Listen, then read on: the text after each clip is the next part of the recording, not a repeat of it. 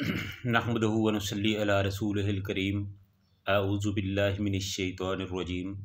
बिस्मिल्लाहिर रहमानिर रहीम। हर किस्म की हम्दो सना अल्लाह ताला की ज़ात के लिए जो सारे जहानों का खालिक व मालिक है, और लाखों करोड़ों दरूद व सलाम रसूलुल्लाह सल्लल्लाहु अलैहि व आलिहि वसल्लम की ज़ात पे जो सारे जहानों के सरदार और सारे नबियों के इमाम हैं। आज हम रसूलुल्लाह सल्लल्लाहु अलैहि वसल्लम के ज़िंदगी के आखिरी अय्याम का तज़किरा करने वाले हैं। तो अल्लाह ताला ने फरमाया कि या अय्युहल मुज़म्मिल कुमिल लैला इल्ला कलीला, कि ए चादर पोश रात में खड़ा हो मगर थोड़ा। या अय्युहल मुद्दस्सिर कुम फ़अन्ज़िर, ए कंबल पोश उठ और लोगों को संगीन अंजाम से डरा दे। तो फिर क्या हुआ कि फिर रसूलुल्लाह सल्लल्लाहु अलैहि वसल्लम उठ खड़े हुए, अपने कंधे पर इस रुए ज़मीन की सबसे बड़ी अमानत का बारे गरां उठाने के लिए, यानी सारी इंसानियत का बोझ, सारे अकीदे का बोझ, मुख्तलिफ़ मैदानों में जंग जहाद और तगोताज का बोझ।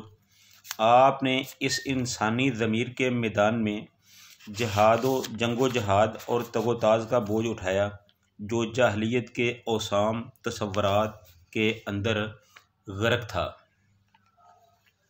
जिसे ज़मीन और उसके गुनाहगो कशिश के बार ने बोझल कर रखा था, जो शहवात की बेड़ियों और फंदों में जकड़ा हुआ था। और जब इस ज़मीर को अपने सहाबा की सूरत में जाहलियत और हयात अर्ज़ी के तह दर तय बोझ से आज़ाद कर लिया, तो एक दूसरे मैदान में एक दूसरा मार्का, बल्कि मार्कों पे मार के शुरू हो गए। यानी दावत इलाही के वो दुश्मन जो दावत और इस पर ईमान लाने वालों के ख़िलाफ़ टूट पड़ रहे थे, और इस पाकीज़ा पौधे को पनपने, मिट्टी के अंदर जड़ पकड़ने, फ़ज़ा में शाखें लहराने और फलने और फूलने से पहले ही इसकी नमूगाह में ही इसको मार डालना चाहते थे। इन दुश्मनाने दावत के साथ आपने पीहम मुसलसल मार्का आराइयाँ शुरू की, और अभी आप जज़ीरातुल अरब के मार्कों से फ़ारग ना हुए थे कि रूम ने इस नई उम्मत को दबोचने के लिए इसकी सरहदों में तैयारियां शुरू कर दी। फिर इन तमाम कार्रवाइयों के दौरान अभी पहला मार्का यानी ज़मीर का मार्का ख़त्म नहीं हुआ था, क्योंकि ये दायमी मार्का है, इसमें शैतान से मुकाबला है, और वो इंसानी ज़मीर की गहराइयों में घुसकर अपनी सरगर्मियाँ जारी रखता है और एक लहज़ा के लिए भी ढीला नहीं पड़ता। तो मोहम्मद सल्लल्लाहु अलैहि वसल्लम इस दावत इल्लाह के काम पे जमे हुए थे और मुतफर्रक मैदान के पिहम मार्कों में मसरूफ़ थे। दुनिया आपके कदमों में ढेर थी, मगर आप तंगी तुर्शी से गुज़र बसर कर रहे थे। अहले ईमान आपके गिरदा गिर्द दामन अमन और राहत का साया फैला रहे थे, मगर आप जद्दोजहद और मुशक्क़त में पड़े हुए थे। मुसलसल और कड़ी मेहनत से साबका था, मगर इन सब पर आपने सब्र जमील इख्तियार कर रखा था। रात में क़याम फरमाते, अपने रब की इबादत करते, इसके कुरान को की ठहर ठहर कर तिलावत करते और सारी दुनिया से कट कर इसकी तरफ मतवज्जो हो जाते, जैसा कि आप सल्लल्लाहु अलैहि वसल्लम को हुक्म दिया गया था। इस तरह आपने मुसलसल मार्का आराई में 20 साल से ऊपर गुजार दिए, और इस दौरान आपको कोई एक मामला दूसरे मामले से गाफिल ना कर सका, यहाँ तक कि इस्लामी दावत इतने बड़े पैमाने पर कामयाब हुई कि अक्लें हैरान और दंग रह गईं। सारा जज़ीरातुल अरब आपके ताबे फरमान हो गया, उसके उफ़क़ से जाहलियत का गुबार छट गया, बीमार अक्लें तंदुरुस्त हो गई, यहाँ तक कि बुतों को तोड़ दिया गया, तौहीद की आवाज़ों से फ़ज़ा गूंजने लगी, ईमान जदीद से हयात पाए सहरा का शबस्तान वजूद अदानों से लरज़ने लगा, और इसकी पहनाइयों को अल्लाह अकबर की सदाएं चीरने लगीं।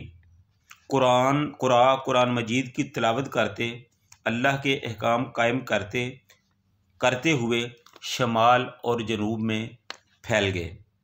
बिखरी हुई कौमें और कबीले एक हो गए। इंसान बंदों की बंदगी से निकलकर अल्लाह की बंदगी में दाखिल हो गया। अब ना कोई काहिर था, ना कोई मकहूर, ना मालिक था, ना ममलूक, ना हाकिम था, ना महकूम, ना जालिम था और ना ही मजलूम, बल्कि सारे लोग अल्लाह के बंदे और आपस में भाई भाई एक दूसरे से मोहब्बत रखते हैं और अल्लाह के अहकाम बजा लाते हैं। अल्लाह ने उनसे जाहलियत का गरूर और नखवत और बाप दादा पर फ़ख्र का ख़ात्मा कर दिया। अब अरबी को अजमी पर और अजमी को अरबी पर, काले को गोरे पर, गोरे को काले पर कोई बरतरी नहीं रही। बरतरी का मेयार सिर्फ तकवा है, वरना सारे लोग आदम अलैहिस्सलाम की औलाद हैं और आदम मिट्टी से है। गर्ज़ इस दावत की बदौलत अरबी वहदत, इंसानी वहदत और इज्तिमाई अदल वजूद में आए। नौ इंसानी को दुनियावी मसाइल और उखरवी मामलात में सआदत की राह मिल गई।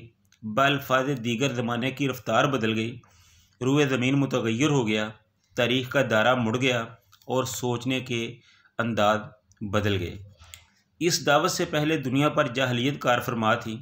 इसका ज़मीर मुतअफ़्फ़न था और रूह बदबूदार थी। कदरें और पैमाने मुख्तल थे। जुल्म और ग़ुलामी का दौरा था। फाजराना खुशहाली और तबाहकुन महरूमी की मौज ने दुनिया को तहबाला कर रखा था। इस पर कुफ्र गुमराही के तारीक और दबीज़ पर्दे पड़े हुए थे। हालांकि आसमानी मज़हब अदियान मौजूद थे, मगर इनमें तहरीफ ने जगह पा ली थी और ज़ोफ़ इनमें सरायत कर गया था। इनकी गिरफ्त ख़त्म हो चुकी थी और वो महज बेजान बेरूह किस्म के जामद रस्म व रवाज का मजमुआ बनकर रह गए थे। जब इस दावत ने इंसानी ज़िंदगी पर अपना असर दिखाया तो इंसानी रूह को वहम व खराफात, बंदगी व ग़ुलामी, फ़साद व तोअफ़्फ़न और गंदगी और अनारकी से निजात दिलाई और मुआशरा इंसानी को जुल्म व तुग़यान, परागंदगी, बुर्दबारी, तबक़ाती इम्तियाज़ात, हुक्काम के इस्तिबदाद और कहनों की रसवा कुन तसल्लुत से छुटकारा दिलाया और दुनिया को इफ़्फ़त और नज़ाफ़त, इजादात व तामीर, आज़ादी व तजद्दुद, मार्फत व यकीन, वसूक़ व ईमान, अदालत व करामत और अमल की बुनियादों पर ज़िंदगी की बालिदगी, हयात की तरक्की और हकदार की हक रसाई के लिए तमीर किया। इन तब्दीलियों की बदौलत जज़ीरतुल अरब ने एक ऐसी बाबरकत उठान का मुशाहदा किया कि जिसकी नज़ीर इंसानी वजूद के किसी दौर में ना देखी गई और ना ही देखी जा सकती है। और इस जज़ीरे की तारीख़ अपनी उम्र के इन यगाना रोज़गार अय्याम में इस तरह जगमगाई कि इससे पहले कभी नहीं जगमगाई और ना उसके बाद कभी इस तरह जगमगाएगी, क्योंकि इसके बानी रसूलुल्लाह सल्लल्लाहु अलैहि वसल्लम थे, इसके पासबान रसूलुल्लाह सल्लल्लाहु अलैहि वसल्लम थे और उसमें उनकी कुर्बानियाँ, उनकी हिम्मतें, जुर्रतें, शुजाअतें, अज़म, ये सब चीज़ें शामिल थे और अल्लाह पर ईमान व यकीन की जो दौलत थी वो इसमें शामिल थी। तो रसूलुल्लाह सल्लल्लाहु अलैहि वसल्लम ने अपने तमाम अतराफ़ से बिल्कुल फ़ारिग़ होकर सिर्फ़ अल्लाह ही की तरफ लौ लगाई और अल्लाह ताला ने ये कामयाबियाँ रसूलुल्लाह सल्लल्लाहु अलैहि वसल्लम को नवाज़ीं।